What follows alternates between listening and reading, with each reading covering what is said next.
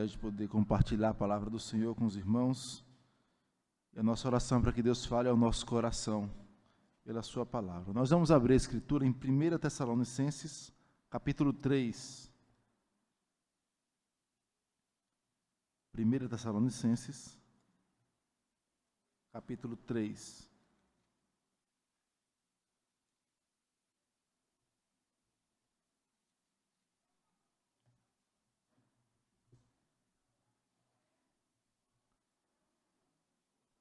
Primeira Tessalonicenses, capítulo 3, eu farei a leitura dos versículos 1 ao 10.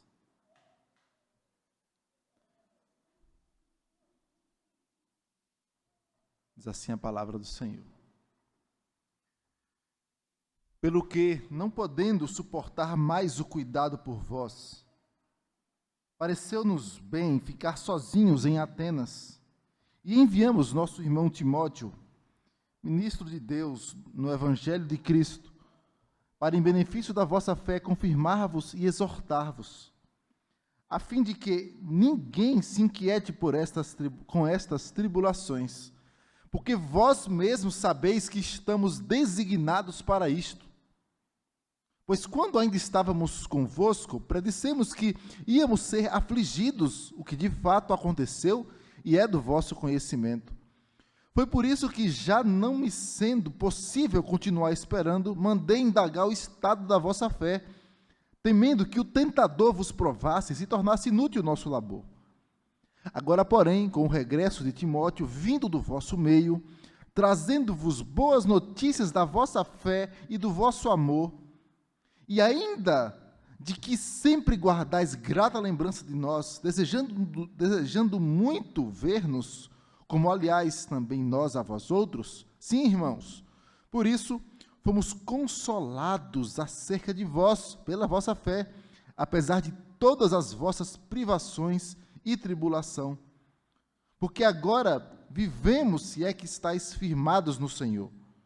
Pois que ações e graças podemos tributar a Deus no tocante a vós outros, por toda a alegria com que nos regozijamos por vossa causa diante do nosso Deus, orando noite e dia, com máximo empenho para vos ver pessoalmente e reparar as deficiências da vossa fé? Até aqui nós vamos orar ao nosso Deus, pedir a sua boa mão. Pai, nós te rendemos graças pela tua palavra, agradecemos porque o Senhor é o Deus que inspirou os servos do Senhor para escreverem a tua palavra. Te agradecemos porque o Senhor a preservou no decurso dos anos, mesmo com os ataques do império das trevas, tentando extirpá-la da face da terra.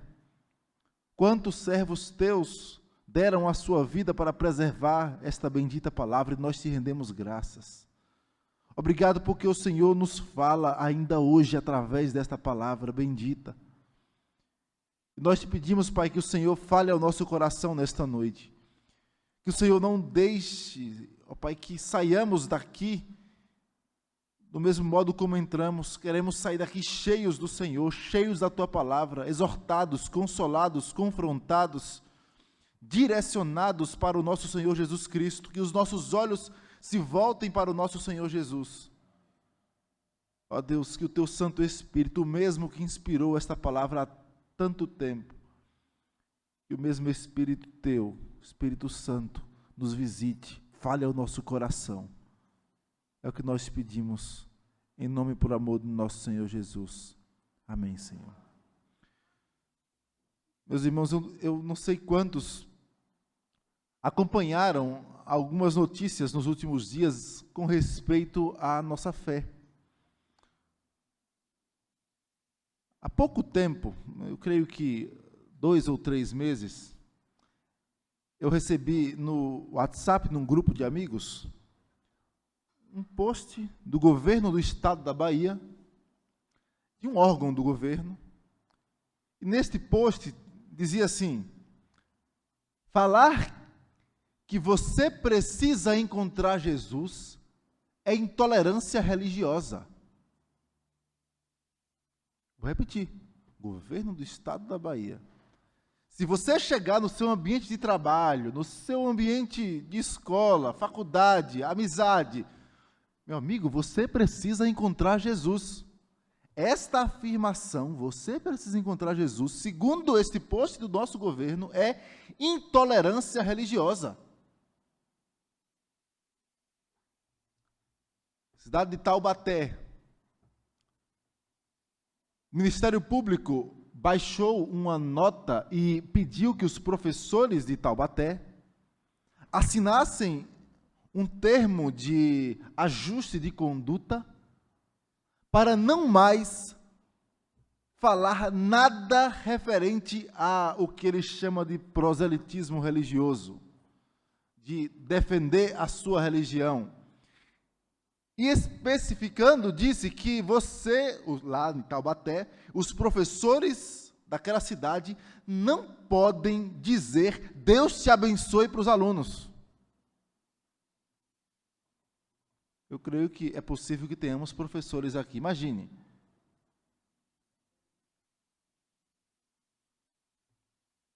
O ministro presbiteriano, é um fato público, Geraldo, o nome deste pastor, conheço esse pastor, ele esteve aqui na Igreja Presbiteriana da Bahia ano passado, no aniversário da igreja, na reunião que teve do Supremo Concílio.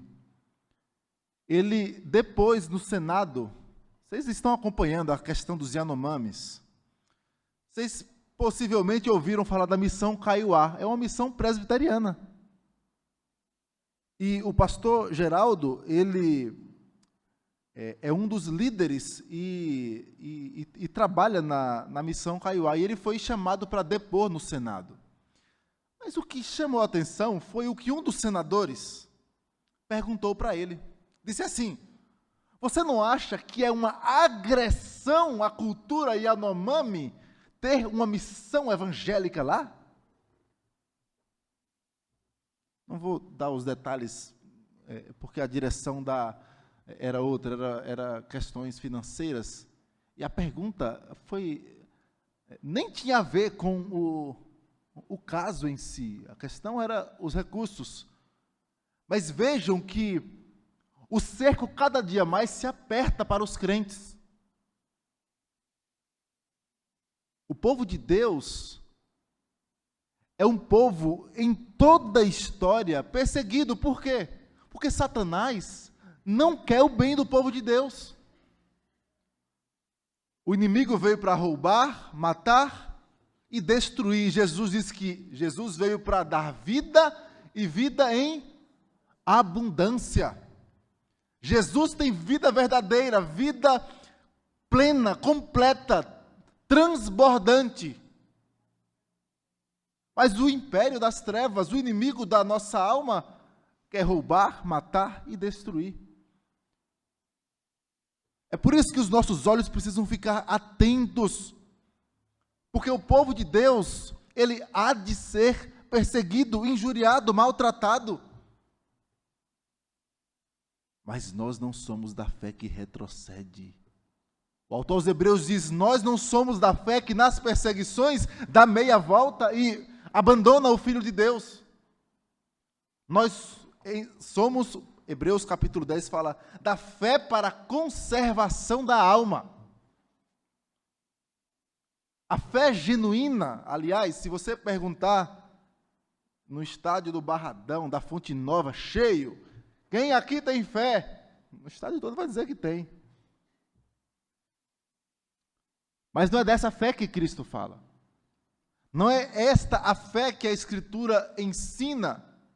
A genuína fé tem características. Esta fé que a maioria das pessoas afirma ter é o que chamamos de falsa fé. É crendice, religiosidade vazia. Expressão de coração vazio, tentando se apegar a alguma coisa. Às vezes é o time do coração, às vezes é ao dinheiro, à família.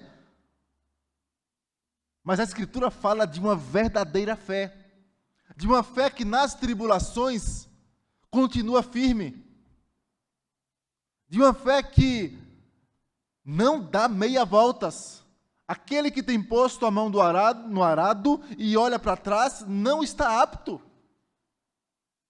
Mas é a fé para a conservação da alma, a fé no Filho de Deus, a fé no Cristo que deu a sua vida e que há de voltar para completar a boa obra que iniciou em nós. O apóstolo Paulo escreve aos Tessalonicenses, e Paulo está com o coração alegre com as notícias, e ele começa no capítulo 3 falando o motivo pelo qual ele enviou Timóteo para saber como estava a fé daqueles irmãos. Os irmãos devem se recordar que o apóstolo Paulo, quando passou em Tessalônica, ele foi perseguido. E os crentes em Tessalônica, mesmo diante das perseguições, eles mantiveram a sua fé. Eles abandonaram os ídolos, nós vamos ver isso. Mas é interessante que, quando o evangelho chega em Tessalônica, não chega como um evangelho raso, barato, fácil de viver. Chega em meio a muitas lutas. E os gentios ali em Tessalônica, eles afirmam o seguinte: olha, aqueles que têm transtornado o mundo chegaram também aqui. Veja o que o evangelho faz. Os crentes eram chamados de aqueles que têm transtornado o mundo, virado o mundo de cabeça para baixo. Eles pregam costumes que nós não estamos acostumados a viver, como disse lá em Filipos. Eles vivem de um modo diferente. Eles não se dobram diante de nossos tantos deuses. Eles são ateus. Vocês sabiam que os cristãos eram chamados de ateus? Porque só criam em um único Deus? Eles criam em muitos deuses. Eles são ateus, eles não acreditam nos nossos deuses. Aqueles que têm transtornado o mundo. E Paulo teve que sair às pressas de Tessalônica. E aqui o texto diz que Paulo estava em Atenas, e Paulo estava com Silas, e por isso que ele diz, pareceu-nos bem ficar sozinhos, no plural, em Atenas, porque ele estava provavelmente com Silas, e ele envia Timóteo para ir em Tessalônica, e como é que está a fé daqueles irmãos? Paulo se preocupava com o estado das ovelhas, e olha, a gente precisa saber como eles estão, se eles abandonaram a fé, se eles estão firmes, se eles estão crescendo, como está a fé daqueles irmãos. E Timóteo volta, vai até Tessalônica, volta e traz notícias da fé daqueles irmãos, e são boas notícias. Veja, por exemplo, no capítulo 1, o apóstolo Paulo diz, versículo 2, damos sempre graças a Deus por todos vós, mencionando-vos em nossas orações e sem cessar, recordando-nos diante do nosso Deus e Pai, e da operosidade da vossa fé, da abnegação do vosso amor e da firmeza da vossa esperança em nosso Senhor Jesus Cristo. Ele fala, olha, da abnegação, da operosidade da vossa fé, a ideia, uma fé que gera trabalho, uma fé que não fica parada, é uma fé que gera obras de justiça em nome de Cristo. E ao mesmo tempo ele fala de amor abnegado. A palavra para abnegação aí, ela pode ser traduzida com amor que trabalha. É fé e amor que trabalham. A ideia é essa. Então, o estado da fé daqueles irmãos era, esses homens e mulheres vivem uma fé genuína. Não abandonaram a fé, mesmo em muita tribulação. E aí veja que o texto continua, e diz, versículo 5, porque o nosso evangelho não chegou até vós tão somente em palavra, mas sobretudo em poder no Espírito Santo e em plena convicção, assim como sabeis ter sido o nosso procedimento entre vós e por amor de vós. Com efeito, vos tornastes imitadores nossos e do Senhor, tendo recebido a palavra, posto que em meio de muita o quê? Tribulação. O evangelho não chegou lá tranquilo. Falar de Cristo em Tessalônica era sinal de tribulação, perseguição. As autoridades confiscavam os bens, prendiam. Mas eles viviam uma fé genuína. E no capítulo 3, o apóstolo Paulo vai falar desta visita de Timóteo, do regresso, da sua oração, do seu coração, mas nós vamos perceber que Paulo vai mostrar que a fé daqueles irmãos tem algumas características. Ele começa dizendo, versículos 1 e 2, pelo que não podendo suportar mais o cuidado por vós, pareceu-nos bem ficar sozinhos em Atenas, e enviamos nosso irmão Timóteo, ministro de Deus no Evangelho de Cristo, para, em benefício da vossa fé, confirmar-vos e exortar-vos. Veja, Paulo começa a carta dizendo, a fé de vocês é operosa, vocês continuam com a firme esperança na volta do Senhor, vocês suportaram provas por causa do nome de Cristo, vocês abandonaram os ídolos. Veja o versículo 9 do capítulo 1, pois eles mesmos, no tocante a nós, proclamam que repercussão teve o nosso ingresso no vosso meio, e como deixando os ídolos, os convertestes a Deus, para servirdes o Deus vivo e verdadeiro. Era uma fé vibrante, uma fé que abandonava os vícios, abandonava os ídolos e seguia a Cristo. Mas mesmo assim, observe Paulo dizer, enviamos Timóteo para, em benefício da vossa fé, confirmar-vos. A palavra para confirmar-vos pode ser traduzida também como fortalecer.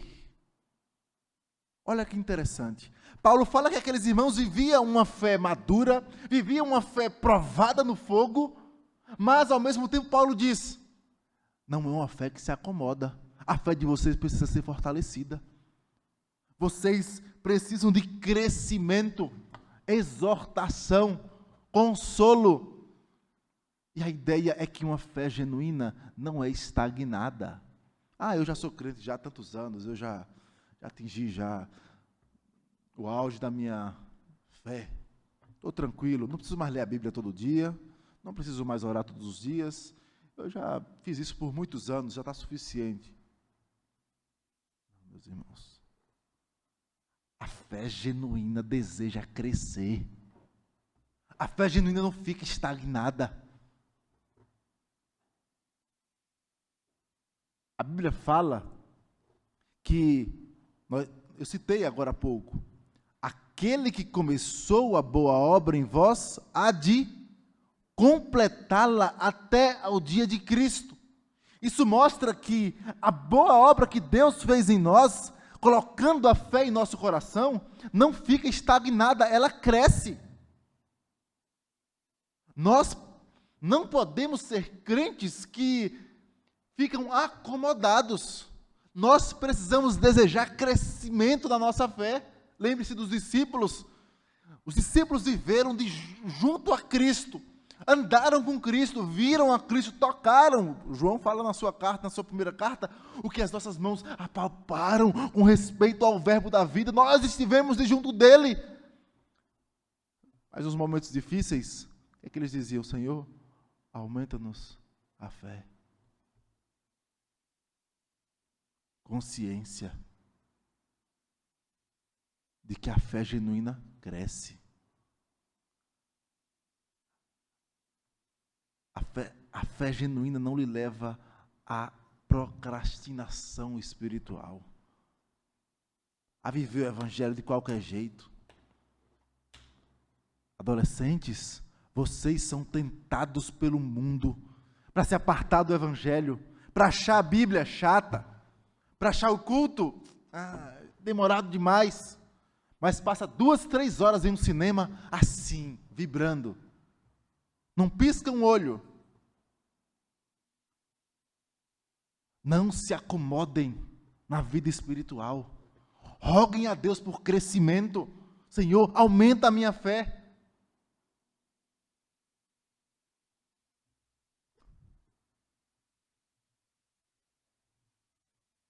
Uma fé genuína necessita de crescimento, sempre. Em segundo lugar, o apóstolo Paulo vai dizer nos versículos 3 e 4, a fim de que ninguém se inquiete com estas tribulações. Olha que expressão. Eu creio que alguns dos irmãos aqui são oriundos de igrejas da teologia da prosperidade. Apesar de que dói até falar teologia da prosperidade, porque não é sobre Deus. Talvez seja dinheirologia da prosperidade, alguma coisa assim. E sabem do que eu estou falando. Vejam o que esse versículo diz. É a palavra de Deus. A fim de que ninguém se inquiete com estas tribulações. Porque vós mesmos sabeis, vamos ler juntos, porque vós mesmos sabeis que estamos designados para isto. Ora, onde é que está o pare de sofrer? Onde é que está aqui a tranquilidade, prosperidade, a bonança? Porque Paulo diz, nós estamos designados para as tribulações. Pense que palavra dura. É para o sofrimento mesmo. Cristo disse, se chamaram a Beelzebul, o vosso mestre, quanto mais a nós, discípulos seus. Cristo disse, bem-aventurados sois quando por minha causa vos injuriarem e mentindo disserem todo mal contra vós. É grande o vosso galardão. Bem-aventurados, vocês são mais do que felizes. A ideia é, nós temos o privilégio de padecer por Cristo e não somente de crer nele. Paulo fala isso aos Filipenses. Nós temos o privilégio de padecer por Cristo e não só crer. Nós temos o privilégio de crer e de sofrer os sofrimentos de Cristo, a vergonha de Cristo. É o que Cristo fala. Quem quer vir após mim, negue-se a si mesmo, tome a sua cruz e siga-me. Cruz é o quê? Cruz é a vergonha de Cristo. Cruz é ser envergonhado por causa do Evangelho.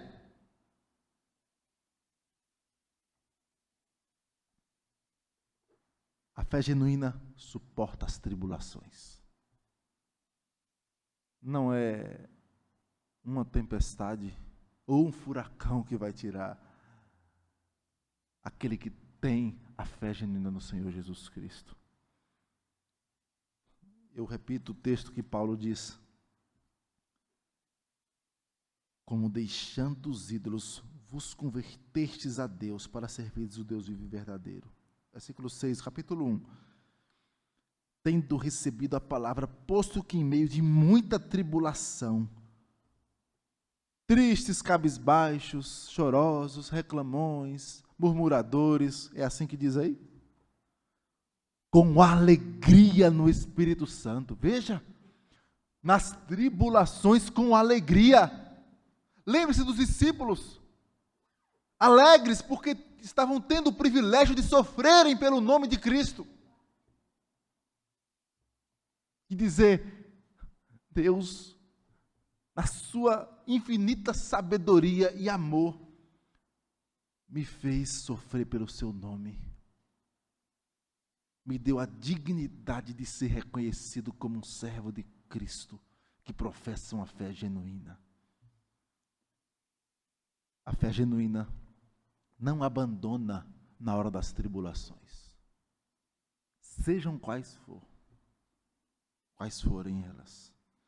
E é interessante que, quando ele usa aqui o termo, no capítulo 3, quando ele fala, a fim de que, versículo 3, capítulo 3, 3, a fim de que ninguém se inquiete. Sabe o que é o verbo inquietar aí no texto grego? A fim de que ninguém seja balançado, sacudido, quando chegarem as tribulações. Eu assisti uma reportagem há pouco tempo sobre o gramado de um dos estádios. Os que gostam de futebol já ouviram falar do estádio do Morumbi, em São Paulo. E aí a reportagem dizia assim, olha, estão tirando a grama do estádio e colocando em outro lugar, porque vai ter um show no estádio, e dando as justificativas. Mas uma coisa me chamou a atenção, é o seguinte, olha, a grama daquele estádio é considerada uma grama madura. E a grama madura, ele vai dizer que a raiz dela, se eu não estou com a memória um pouquinho falha, é de 8 a 10 centímetros. A raiz é um tanto grande. E você que acompanha futebol sabe que quando a grama é nova, os jogadores estão jogando, mesmo no estádio, na Copa do Mundo aqui no Brasil, saem os tufos assim do chão. Qualquer pisada mais forte do jogador sai os pedaços. E aquilo me fez pensar como uma fé madura reage nas tribulações. Mesmo que seja pisoteado, a grama tem raiz mais profunda, aguenta, não é sacudida, não é removida com facilidade. A ideia é que uma fé genuína suporta as tribulações. Mas o texto continua, versículo 5. Foi por isso que, já não me sendo possível continuar esperando, mandei indagar o estado da vossa fé, temendo que o tentador vos provasse e se tornasse inútil o nosso labor. O apóstolo Paulo foi certamente um dos homens mais perseguidos do cristianismo. Lembre-se que Paulo, quando foi chamado por Cristo, o que Cristo falou sobre Paulo? Olha, ele vai saber o quanto importa padecer pelo meu nome. Foi dito isso a Ananias, se não me falha a memória. Olha, ele vai saber. Ele vai saber o que é sofrimento. Paulo foi chamado para ser um modelo de sofrimento, de ser perseguido, de ser esbofeteado. Quantas vezes Paulo fala, olha, naufrágio, serpente, nudez, frio, fome, açoites, apedrejado, deixado como morto. E o espinho na carne, mensageiro de quem? Satanás. É o que o texto diz. Veja o que, capítulo 2, versículo 18. Por isso quisemos ir até vós, pelo menos eu, Paulo, não somente uma vez, mas duas. Contudo, Satanás nos barrou o caminho. É óbvio que há uma expressão que diz assim, até o diabo é o diabo de Deus. No sentido de que o diabo, para fazer alguma coisa, ele precisa da permissão de Deus. Lembre-se de Jó. Satanás não foi diretamente até Jó e foi atacar Jó. Ele foi conversar e pedir autorização.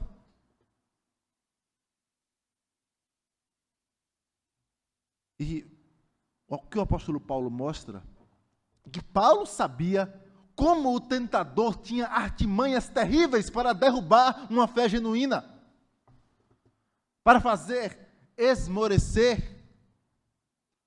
É óbvio que é impossível ele conseguir fazer isso a ponto da apostasia na fé genuína. Sabe por quê? Lembre-se que o que Paulo diz aqui é, temendo que o tentador vos provasse. Lembre-se de o tentador provando alguém. Pedro. Jesus falou para Pedro, Pedro, Satanás vos requereu para peneirar como se fosse trigo, para deixar você em migalhas. Mas Cristo disse o quê? Eu, porém, roguei por ti para que a tua fé não desfaleça. Veja, se a fé genuína não desfalece, não é porque aquele que tem a fé é forte, porque ele é bom, porque Deus viu que eu ia crer, porque nada disso. É porque Cristo é o nosso intercessor e roga por nós. É porque o Espírito Santo roga e ora com gemidos inexprimíveis. Mas o ponto é que a fé genuína não está isenta das tentações. Nós somos tentados. Nós não podemos subestimar o nosso adversário. Ah, não. É só isso aqui, eu só vou andar até aqui. Não vou mais longe. Eu controlo, eu tenho controle da situação. Esse é o engano de achar que nós podemos experimentar um pouco do pecado e que nós vamos parar ali. Um abismo chama outro abismo. A fé genuína não está isenta das tentações. Quarto aspecto, a fé genuína, ela não gera arrogância, intriga, superioridade. Olha, a minha fé é melhor do que a sua. Não, você é homem de pouca fé. Lembre-se do fariseu orando de si para si: ó Senhor, graças te dou, porque não sou como este pecador, este miserável cobrador de impostos, publicano. Não. A fé genuína age diferente. Versículos 6 e 7. A fé genuína promove consolo. Agora, porém, com o regresso de Timóteo, vindo do vosso meio, trazendo-vos boas notícias da vossa fé e do vosso amor, e ainda de que sempre guardais grata lembrança de nós, desejando muito ver-nos, como, aliás, também nós a vós outros. Sim, irmãos, por isso fomos consolados acerca de vós pela vossa fé, apesar de todas as nossas privações e tribulação. A fé genuína não promove arrogância, não promove intriga, não promove divisões no meio do corpo. A fé genuína promove consolo. É impressionante como isso é verdade. Imaginem um pai e uma mãe sabendo que seus filhos estão brigados. Olha, tem 2 filhos, 2 filhas que não se falam há 20 anos. E aí, está lá no leito, sofrendo, muita luta, doente. E aí recebe a notícia assim: olha pai, olha mãe, os meninos voltaram a se falar. Isso traz conforto em meio às lutas. Assim é a genuína fé. A genuína fé promove alegria, conforto, refrigério. É um bálsamo em meio a um mundo terrível. Nós somos agentes consoladores, meus irmãos. Paulo fala aos Coríntios que nós consolamos com a consolação que recebemos do Senhor. O nosso papel não é o de promover divisões, intrigas, fofocas e nada disso, pelo contrário, é de promover consolo uns dos outros. João fala na sua carta que há muita alegria em saber que seus filhinhos andam na verdade. Isso traz verdadeiro conforto. Mas caminhando para o fim, a fé genuína, ela é firmada na pessoa de Cristo. Versículo 8, o texto diz: porque agora vivemos, se é que estáis firmados no Senhor. A ideia desse, se é que estáis firmados no Senhor, já que vocês estão firmados no Senhor, como nós já percebemos, agora nós vivemos, agora nós temos verdadeiro consolo. A ideia de Paulo olha, eu estava muito triste, muitas tribulações, muitas provas, mas saber que a fé de vocês é firmada em Cristo, nosso Senhor, isso faz com que nós revivamos. Olha, o nosso ânimo voltou, porque a fé genuína é firmada em Cristo. E se a nossa fé não for firmada em Cristo, na cruz, ela é em vão. É falsa fé.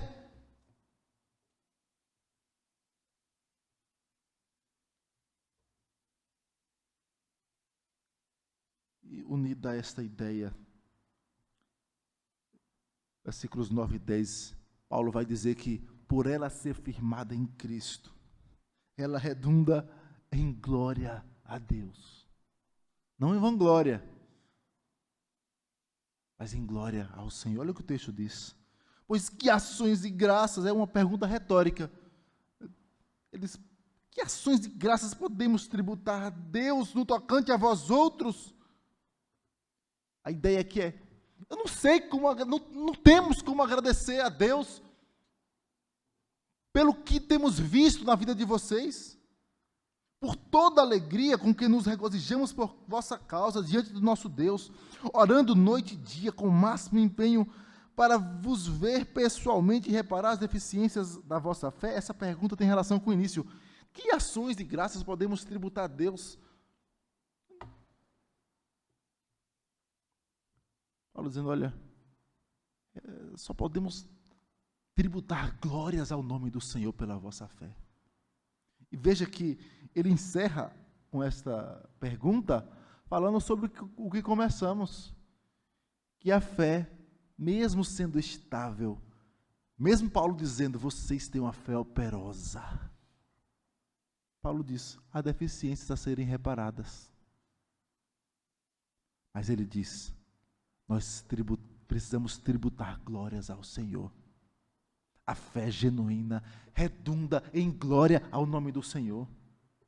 É por isso que não tem espaço no meio do povo de Deus, não deve ter espaço para a vanglória. Vanglória é sinônimo de falsa fé. Pode até ser que você tenha uma fé genuína e expresse momentos com vanglória, mas é muito claro na Escritura que isso é equivocado. Isso, na verdade, é a atitude do velho homem. A genuína fé é firmada em Cristo. Ela olha para a cruz. E como Paulo diz aos Filipenses, tende em vós o mesmo sentimento que houve também em Cristo, porque ele se humilhou. A glória não pertence a nós, mas ao Deus que mandou o Senhor Jesus, aquele que é o autor e consumador da nossa fé. Que Deus sustente a nossa fé. Que Deus nos dê um coração, que mesmo que a igreja seja perseguida, mesmo que o mundo se levante contra e feche as portas, nós continuamos a professar o nome do nosso Senhor Jesus Cristo. Que Ele nos abençoe. Amém.